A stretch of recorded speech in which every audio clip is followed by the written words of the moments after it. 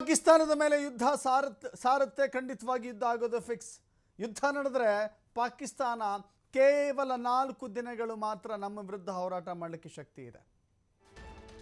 4 ದಿನ ಕಳೆದ ನಂತರದಲ್ಲಿ ಅವರ ಪಟಾಕಿಗಳೆಲ್ಲವೂ ಟುಸ್ ಪಟಾಕಿ, ಅಸ್ತ್ರಗಳೆಲ್ಲವೂ ಕೂಡ ನಿಶಸ್ತ್ರ,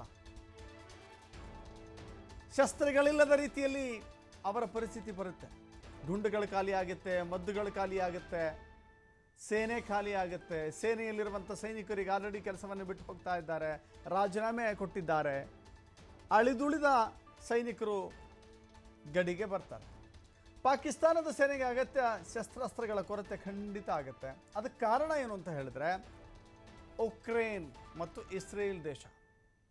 ಉಕ್ರೇನ್ ಮತ್ತು ಇಸ್ರೇಲ್ ದೇಶಗಳಿಂದ ಪಾಕಿಸ್ತಾನಕ್ಕೆ ಸಂಕಷ್ಟ ಎದುರಾಗುತ್ತೆ.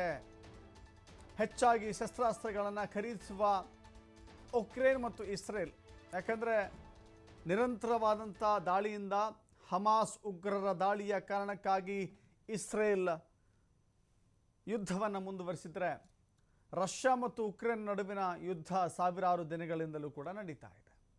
ಸೊ ಈ ಹಿನ್ನೆಲೆ ಮದ್ದು ಗುಂಡುಗಳನ್ನು ಖರೀದಿ ಮಾಡಲಿಕ್ಕೆ, ಶಸ್ತ್ರಾಸ್ತ್ರಗಳನ್ನು ಖರೀದಿ ಮಾಡಲಿಕ್ಕೆ ಮೊದಲೇ ಪಾಕಿಸ್ತಾನ ಒಂದು ದರಿದ್ರ ದೇಶ. ಈ ದರಿದ್ರ ದೇಶ ಖರೀದಿ ಮಾಡಲಿಕ್ಕೆ ಯುದ್ಧ ಕಾಲೇ ಶಸ್ತ್ರಾಭ್ಯಾಸ ಅನ್ನುವ ರೀತಿಯಲ್ಲಿ, ಇಲ್ಲಪ್ಪ ನನಗೀಗ ಇಂಡಿಯಾದ ಭಯ ಇದೆ ಅಂತ ಹೇಳಿ ಖರೀದಿ ಮಾಡೋಕ್ಕೆ ಹೋದರೆ ತರಕಾರಿ ಅಂಗಡಿಯಲ್ಲಿ ಸಿಗುವಂಥ ತರಕಾರಿ ಅಲ್ಲ ಅದು. ಮೊದಲೇ ಜಾಗತಿಕ ಮಟ್ಟದಲ್ಲಿ 2 ಯುದ್ಧಗಳು ಚಾಲ್ತಿಯಲ್ಲಿದ್ದಾವೆ, ಒಂದು ಇಸ್ರೇಲ್ ಮತ್ತು ಉಕ್ರೇನ್. ಈ ಹಿನ್ನೆಲೆ ಪಾಕಿಸ್ತಾನಕ್ಕೆ ಕೊರತೆ ಖಂಡಿತ ಉಂಟಾಗುತ್ತೆ. ಮದ್ದುಗುಂಡುಗಳ ಕೊರತೆ, ಶಸ್ತ್ರಾಸ್ತ್ರಗಳ ಕೊರತೆ, ಫಿರಂಗಿಗಳ ಕೊರತೆ. ಹೀಗಾಗಿ ಈ ಕೊರತೆಯ ಲೆಕ್ಕಾಚಾರವನ್ನು ನೋಡೋದಾದರೆ ಏನೆಲ್ಲ ಆಗತ್ತೆ ಅಂತ ಹೇಳಿ, ಸದ್ಯದ ಸನ್ನಿವೇಶದಲ್ಲಿ ಯುದ್ಧ ನಡೆದರೆ 4 ದಿನಕ್ಕೆ ಪಾಕಿಸ್ತಾನ ಖಾಲಿ. ದೀರ್ಘಾವಧಿಯ ಯುದ್ಧ ನಡೆದರೆ ಪಾಕಿಸ್ತಾನ ಸ್ಥಿತಿ ಅಯ್ಯೋ ದೇವರೇ ಗತಿ. ಸೇನೆಗೆ ಮುಖ್ಯವಾದ ಬೇಕಾದಂಥ 155 mm ಶೆಲ್ಗಳ ಕೊರತೆ ಇದೆ. ಈ ಹಿನ್ನೆಲೆ ಪಾಕಿಸ್ತಾನದ ಫಿರಂಗಿಗಳ ದಳ ದುರ್ಬಲ ಆಗಿದೆ. M109 ಹುವಿಟರ್, BM-21 ರಾಕೆಟ್ ಅದು ಕೂಡ ಇಲ್ಲ. ರಷ್ಯಾ ಉಕ್ರೇನ್ ಸಂಘರ್ಷದಲ್ಲಿ ಶಸ್ತ್ರಾಸ್ತ್ರವನ್ನು ಪೂರೈಸಿತ್ತು ಪಾಕ್. ಗೌಪ್ಯವಾಗಿ ಉಕ್ರೇನ್ಗೆ ಯುದ್ಧ ಸಾಮಗ್ರಿಯನ್ನು ಪಾಕಿಸ್ತಾನ ಕೊಟ್ಟಿತ್ತು. ಇದೀಗ ತಾನು ಯುದ್ಧ ಮಾಡದಂಥ ಸ್ಥಿತಿಗೆ ಬಂದು ತಲುಪಿದೆ ಪಾಕಿಸ್ತಾನ. ಜಾಗತಿಕ ಮಟ್ಟದಲ್ಲಿ ಉಂಟಾದ ಒಪ್ಪಂದಗಳ ಹಿನ್ನೆಲೆ ಪಾಕಿಸ್ತಾನಕ್ಕೆ ಈಗ ಈ ದುರ್ಗತಿ ಬಂದಿದೆ. ಹಣ ಕೊಡ್ತೀವಿ ಅಂದರೂ ಕೂಡ ಹಣವೇ ಇಲ್ಲ, ಹಣ ಕೊಡ್ತೀವಿ ಅಂದರೂ ಕೂಡ ಸಿಗಲ್ಲ. ಸದ್ಯದ ಸ್ಥಿತಿಯಲ್ಲಿ ಯುದ್ಧ ನಡೆದರೆ 4 ದಿನವೂ ಕೂಡ ಹೋರಾಟ ಮಾಡಲಿಕ್ಕಾಗೋದಿಲ್ಲ. 4 ದಿನ ಆದರೂ ಅವರ ಮಾತುಗಳು ಕೇಳಬೇಕು ನೀವು.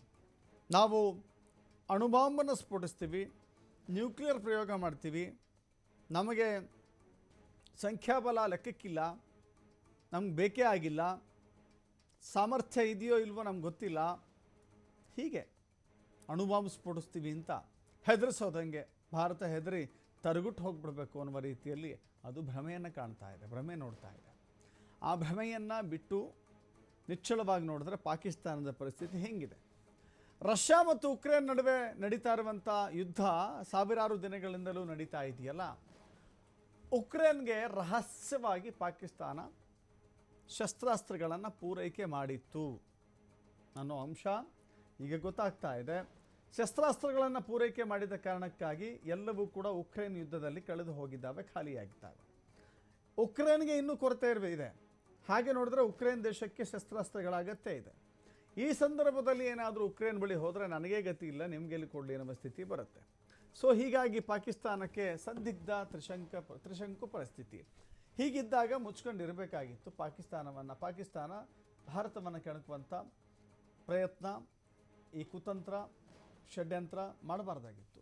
ಈಗ ಕೆಣಕ್ಕಿದೆ, ಈಗ ತಿಣುಕುವ ಪರಿಸ್ಥಿತಿಗೆ ಬಂದು ನಿಂತಿದೆ.